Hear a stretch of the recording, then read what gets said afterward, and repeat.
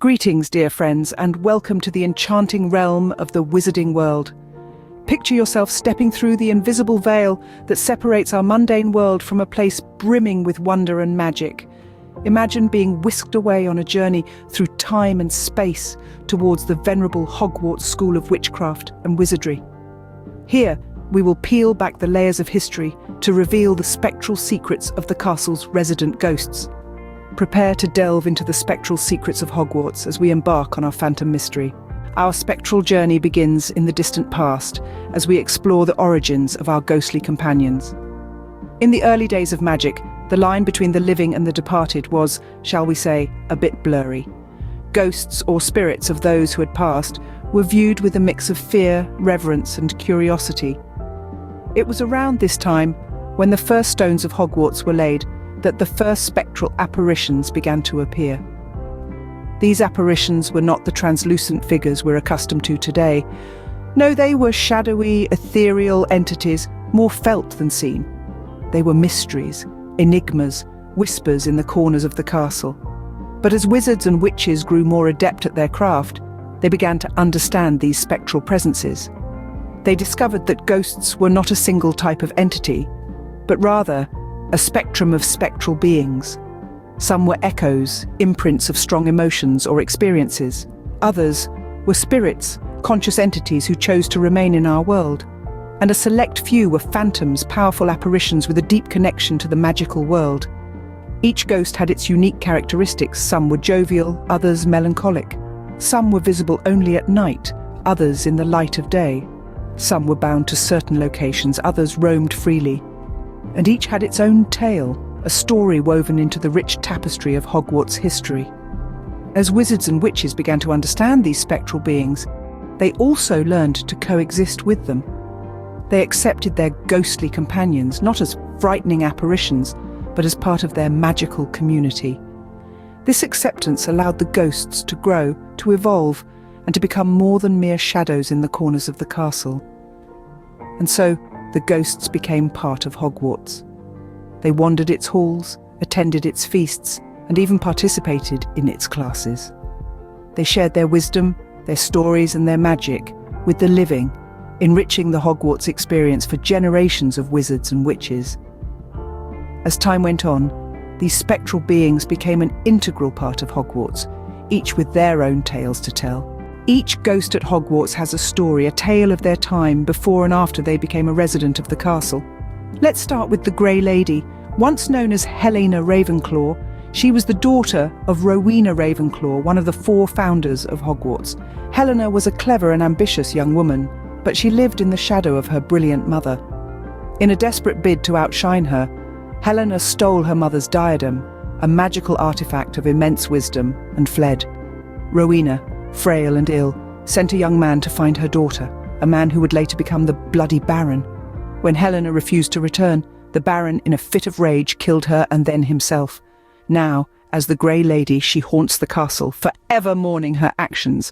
Now, onto the Bloody Baron.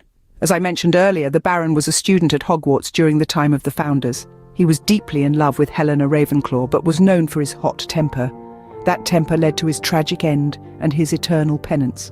After killing Helena, he turned his weapon on himself, earning him his bloody moniker. His ghost still bears the silver bloodstains from that fatal night.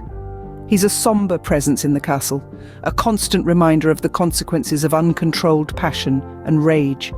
And then there's nearly headless Nick, the ghost of Gryffindor Tower. His real name was Sir Nicholas de Mimsy Porpington, a gentleman of the court who unfortunately got on the wrong side of a royal command. He was tasked with straightening the teeth of Lady Grieve, but instead he accidentally made her grow tusks. For this, he was executed, but the axe was blunt and it took 45 strikes to kill him, hence he's nearly headless. Despite his gruesome end, Nick is jovial and friendly, often seen participating in castle festivities and chatting with students. Lastly, we mustn't forget the Fat Friar, Hufflepuff's resident ghost. In life, he was a kind and jolly friar who loved to pull pranks. His sense of humour, however, led to his downfall. His fellow clergy didn't appreciate his antics. Pulling rabbits out of the communion cup was apparently the last straw. So they executed him. As a ghost, he maintains his cheerful disposition, often seen encouraging students to play pranks and enjoy their time at Hogwarts. These stories, while eerie, create a connection between the living and the dead, and add an extra layer to the mystique of Hogwarts. While they may seem like mere apparitions, the ghosts of Hogwarts play a crucial role in the life of the castle. They are not just there to haunt and spook, but rather, they provide guidance, share wisdom, and contribute to the magical atmosphere that is unique to Hogwarts. Let's begin with the guidance. Hogwarts is a colossal castle, with countless corridors, shifting staircases, and hidden rooms. It's easy for a first-year student to lose their way. That's where the ghosts come in, always ready to point you in the right direction. Whether it's nearly headless Nick helping Gryffindors find their common room, or the Grey Lady guiding Ravenclaws to their tower. Beyond providing navigational assistance, the ghosts of Hogwarts are living, or rather unliving, pieces of history. They've been around for centuries, witnessing the castle's evolution and the wizarding world's significant events. The history they carry isn't just recorded in books, but it's lived, experienced. When Professor Binns drones on about goblin rebellions, it's the ghosts who can provide the truly gripping tales. Take the Fat Friar, for example, the Hufflepuff house ghost. He was executed by his own monastic order for pulling pranks. Or consider Nearly Headless Nick, who can recount the time of the four founders. These stories not only bring history to life, but also offer lessons and insights that textbooks can't provide. Moreover, the ghosts contribute to the enchantment that is Hogwarts. Their presence, their stories, their interactions, they all add a layer of magic that is both tangible and intangible. They bring an element of the unexpected, a touch of the supernatural, and a sense of wonder that defines Hogwarts. Despite their spectral nature, the ghosts of Hogwarts are as much a part of the school as the students and teachers themselves. They are not just spectral beings, but guides, historians, and contributors to the magic that makes Hogwarts, Hogwarts. So, the next time you think of ghosts as mere apparitions, remember their crucial role in the life of the castle. Our journey through the spectral history of Hogwarts draws to a close, but the magic of the castle's ghosts continues to live on. We've traced the ethereal path of these apparitions, from their origins to their individual narratives, and their integral role in the Hogwarts community. Each ghost, with their unique tales and tribulations, contributes to the rich tapestry of Hogwarts history.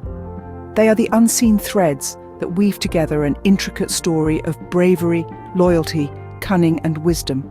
The values that define the four great houses of Hogwarts.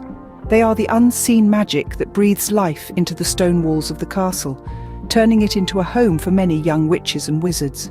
We've unearthed the mystery of the Hogwarts phantoms, but remember, the wizarding world is vast and filled with countless other wonders waiting to be discovered. The ghosts of Hogwarts remind us that magic is not just about waving a wand or brewing a potion. It's about the stories, the history, the connections and the emotions that live on even after we're gone. So let's continue to explore, to question, to learn.